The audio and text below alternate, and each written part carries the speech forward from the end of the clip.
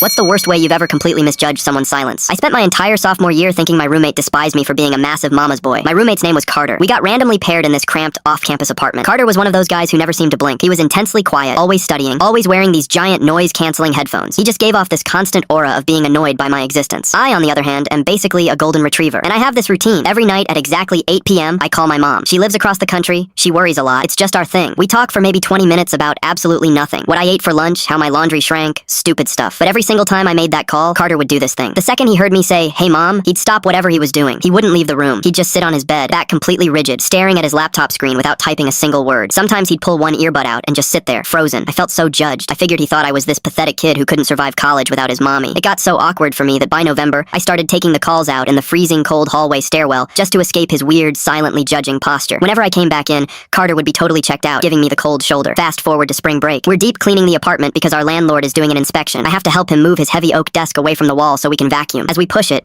this massive organic chemistry textbook slides off the edge and hits the floor. A bunch of loose paper falls out from between the pages. I bend down to help him grab them, and I realize they aren't flashcards or notes. They're parking receipts, like dozens of them, faded little thermal paper squares. I look closer at the one in my hand, and the header says State University Hospital, Oncology Center. The dates are literally every single weekend for the last 7 months. Carter froze. He lunged a little to grab them from me, but then he just stopped. His shoulders dropped. All that intense, judgy energy just vanished, and he looked incredibly young and tired. He sat down on the edge of his bed and rubbed his eyes. He told me his mom had been diagnosed with terminal pancreatic cancer right before the semester started. She was mostly non-verbal now, heavily medicated. He spent every single weekend sitting in a quiet, sterile hospital room just watching her sleep. I just stood there holding this stupid little piece of paper, feeling like the biggest jerk on the planet. I mumbled something like, "Man, I am so sorry. I had no idea. I thought you hated me because I was always bothering you with those loud calls to my mom." Carter looked up at me, his eyes totally red, and shook his head. He said, "I didn't hate it. When you started going out to the stairwell, I actually got really mad." I asked him why. He swallowed hard and stared at the floor. "Because my mom can't talk anymore. Hearing you complain to your mom about the dining hall food, it was literally the only 20 minutes of my day where I felt like a normal college kid. It's the only thing that made me feel like I still had a home." I didn't even know what to say. I just put the receipts back on his desk and helped him push it back against the wall. That night at 8 p.m., I didn't go to the stairwell. I sat on my bed, dialed my mom, put her on speakerphone for a second so she could say hi to Carter,